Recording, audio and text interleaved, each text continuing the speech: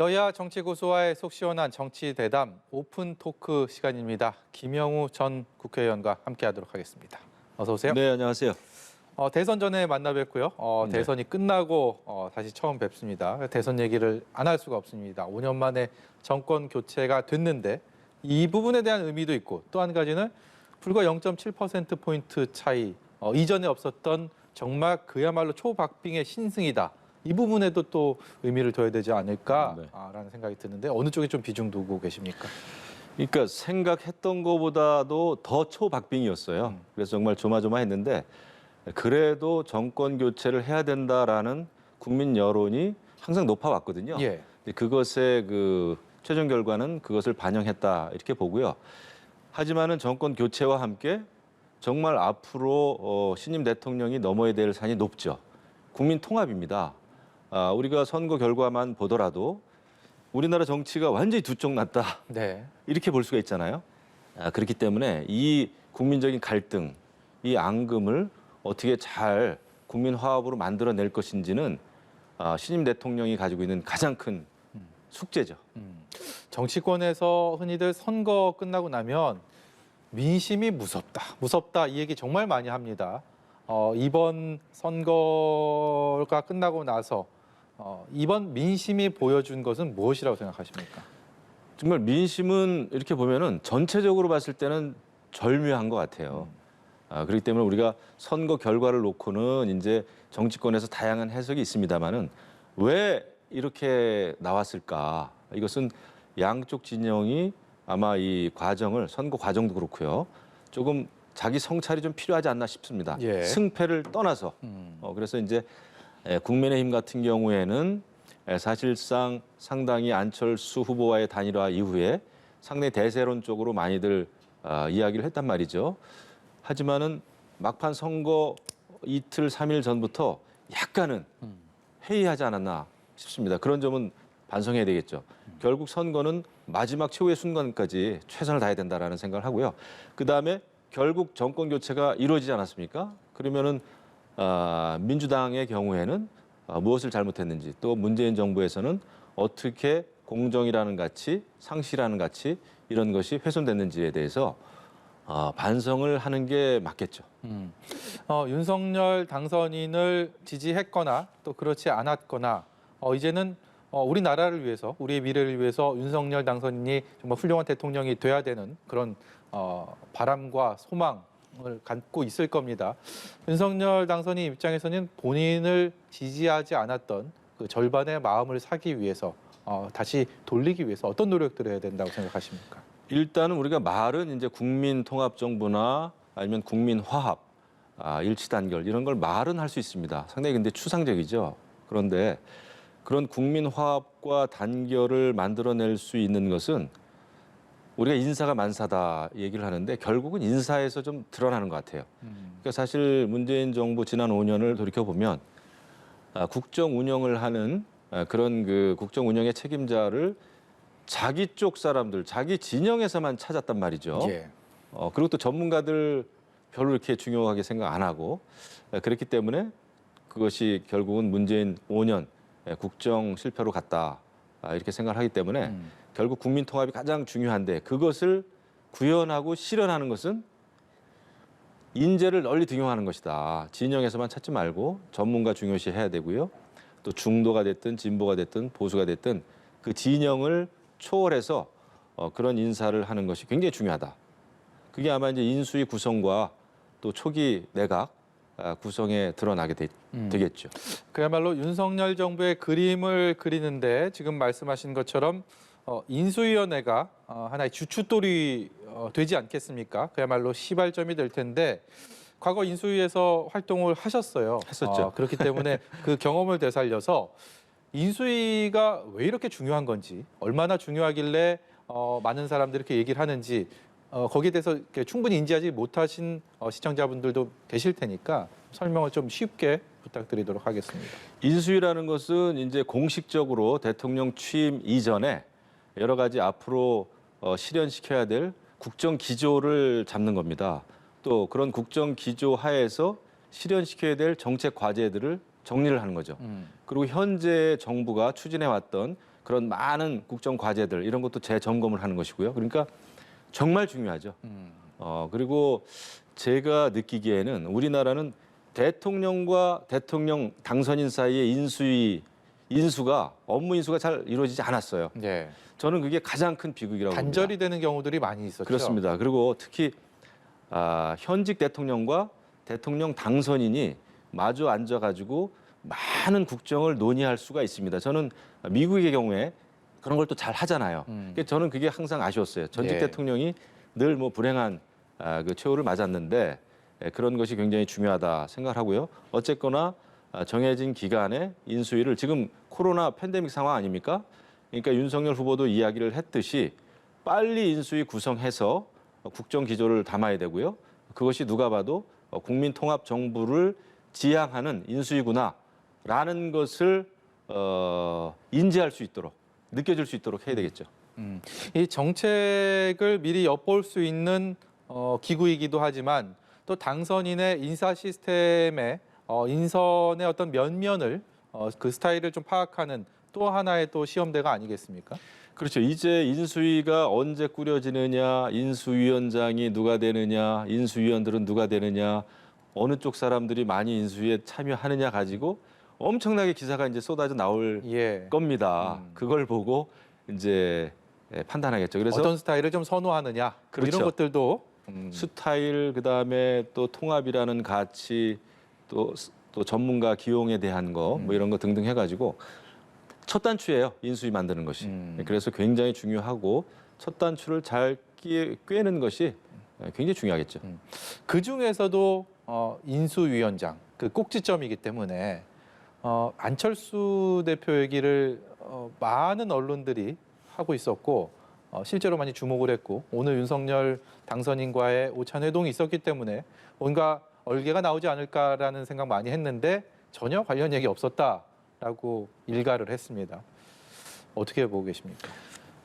저는 뭐 인수위와 관련해서는 이제 그 당선인이 안철수 국민의 당 대표하고 논의를 할 것으로 저는 예상을 합니다. 왜냐하면 지난번에 단일화 협상 때 예. 그 실무 차원에서도 그렇고 인수위와 관련된 얘기가 있었단 말이죠. 그리고 국민통합정부 구성에 대한 이야기가 있었기 때문에 최소한 어느 정도 큰 틀에 있어서는 앞으로도 이야기를 할 기회가 있다 이렇게 보죠. 그 인수위는 정말 굉장히 중요합니다. 거기에서 첫 출발을 잘못하게 되면은 요즘에는 또 언론과의 뭐 허니문 이런 거 없지 않습니까? 네. 바로 굉장히 비판적인 기사가 쏟아져 나올 가능성이 있죠. 그럼 언론 보도들도 당선인의 어떤 초기 방향을 설정하는 데 있어서 영향을 미치게 되나요?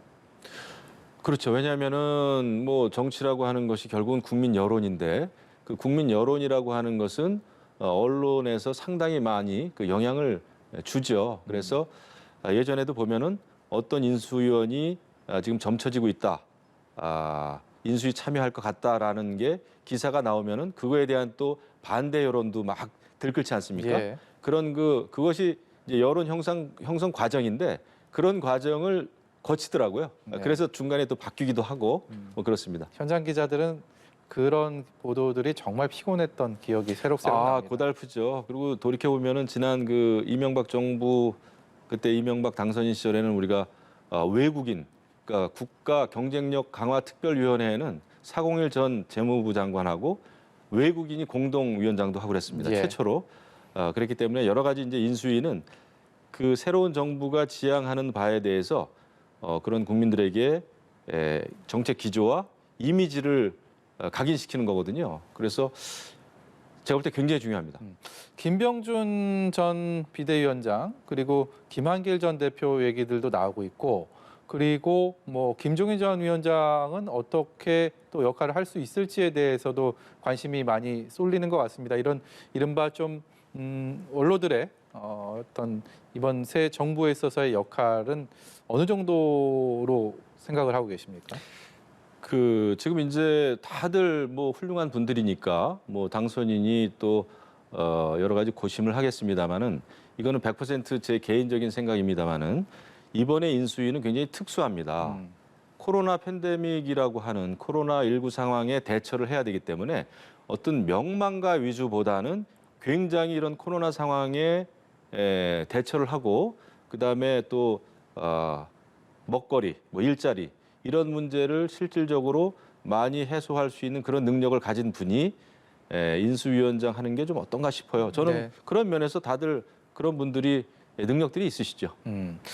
오늘 윤석열 당선인의 최측근으로 잘 알려져 있는 권성동 의원이요. 한 라디오 인터뷰에서 인수위 들어가는 것의 가능성을 묻자 비판받을 짓을 뭐하러 하냐라고 이렇게 선을 그었습니다. 그렇습니까? 핵심 관계자들의 인수위행 이거 바람직하지 않은 겁니까? 저는 능력이 있으면 가도 된다고 봐요. 하지만 그런 그 핵심 관계자들만 들어가면 문제가 있겠죠. 하지만 그분들이 전문성이 있고 제가 보더라도 뭐 실력들이 있는 분들이에요. 다만 윤핵관이라는 그 다분히 사실은 어떻게 보면은 여당에서 만든 이런 그 프레임 때문에 조금 역차별을 받지 않았나 그런 생각도 듭니다만은 예. 저는 그분들 뭐 포함해서 뭐 장제원 의원도 삼선 의원이고 누구보다도 당선인과 오랫동안 또 소통을 해온 그 정치인이기 때문에 뭐 비서실장 저는 그 당내 반발 별로 없다고 봅니다. 예, 알겠습니다. 인수위 얘기는 여기까지 하고요. 국민의힘 얘기 좀 해보겠습니다. 여당이 됐습니다. 국민의힘의 미래는 어떻게 될까? 우선 제일 앞에 있는 과제는 국민의당과의 합당 문제입니다. 어떻게 진행이 될지 진통이 불가피하게 있을 것이다라는 전망도 많이 있고요. 어느 정도 약속이 돼 있기 때문에 부드럽게 순항할 것이다라는 전망도 반면에 있습니다. 어느 쪽에 좀 무게를 두고 보고 계십니까? 이 정치에서는 사실 그 흩어지고 분열하는 것보다 합치는 게 어떻게 보면 더 어렵습니다. 예, 일을 같이 해야 되고 또 서로가 기대치가 있기 때문에 그래서 이제 합당이라고 하는 것은 상당히 어려운 과정을 겪게 돼 있어요. 하지만 잘 생각해야 됩니다. 이번에 국민의힘과 국민의당이 합치는 과정 속에서 갈등이 많이 나오면은 새롭게 출발하는 윤석열 정부가 국정 운영을 할 수가 없습니다. 정치의 발이 묶이게 돼 있어요. 예. 그래서 그런 의미에서 이제 윤석열 당선인도 어제 당 사무나 이런 거에는 내가 관여 안 하겠다라고 이야기를 한 것 같은데 어쨌거나 이것은 국민의힘이 정말 잘 풀어야 될 문제입니다. 또 6월 달에는 6일 지방선거가 있지 않습니까? 예. 이 지방선거 때문에 이 합당 문제가 정말 이전 투구로 흐를 가능성이 없지 않아 있습니다. 그래서 이때는 지금 현재 어떤 당의 크기, 사이즈 이런 것보다도 일단 지방선거에서 잘 승리를 해야 윤석열 호가 순항할 수 있다라는 그 위기의식을 지금 대선은 끝났지만은 네. 어제부터 오히려 위기의식을 가져야 된다고 봐요. 그래서 그 합당 문제를 정말 짧은 시간에 전격적으로 확실하게 하지 않으면 이 시간 끌면은 굉장히 어려운 과제다 이렇게 보죠. 또 한 가지 일부의 목소리이긴 합니다만 여당 대표로서의 이준석 대표의 리더십에 의구심을 드러내는 눈빛도 있는 것 같습니다. 그 지금 아마 두 가지 평가가 있겠죠. 이준석 대표 아니면 과연 저희가 지금 그 2030이 국민의힘에게 주고 있는 그런 관심 받을 수 있었을까요?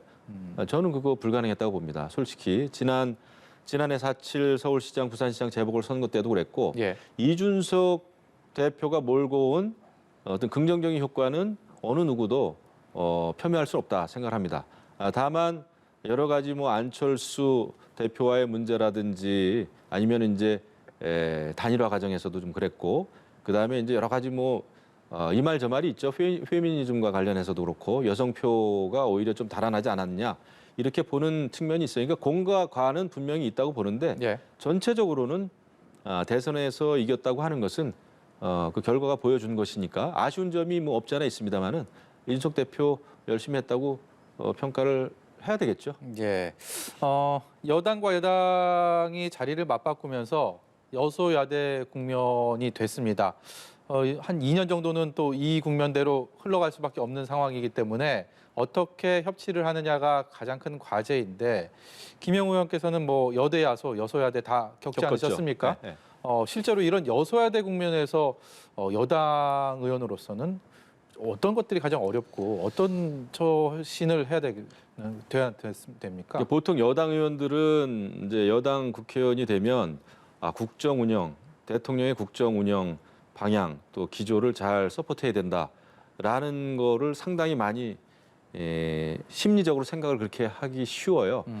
그 말도 맞습니다. 하지만은 대통령이 만약에 잘못된 결정을 한다든지 잘못된 판단을 할 조짐이 보인다 했을 때는 사실은 여당도 그걸 물론 기술적으로 해야 되겠지만은 대통령한테 직언을 좀 해야 되겠죠.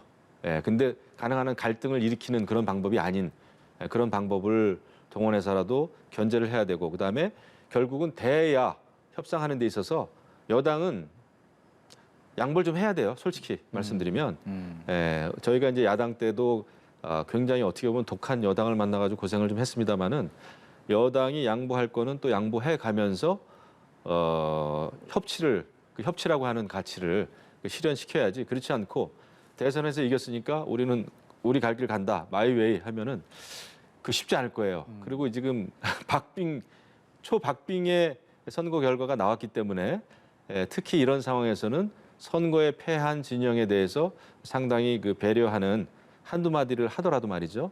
그런 게 필요하지 않을까 싶습니다. 그리고 인사할 때도 한 사람 한 사람을 뭐 빼와서 일을 시키는 것이 아니라 오히려 그러니까 야당이 된 민주당 당대표하고도 뭐 의논을 한다든지 그런 소통을 해야 정말 기분 나쁘지 않은 협치가 되는 거죠. 네, 알겠습니다. 오늘 말씀은 여기까지 듣도록 하겠습니다. 지금까지 오픈 토크 김영우 전 의원과 함께했습니다. 고맙습니다. 감사합니다.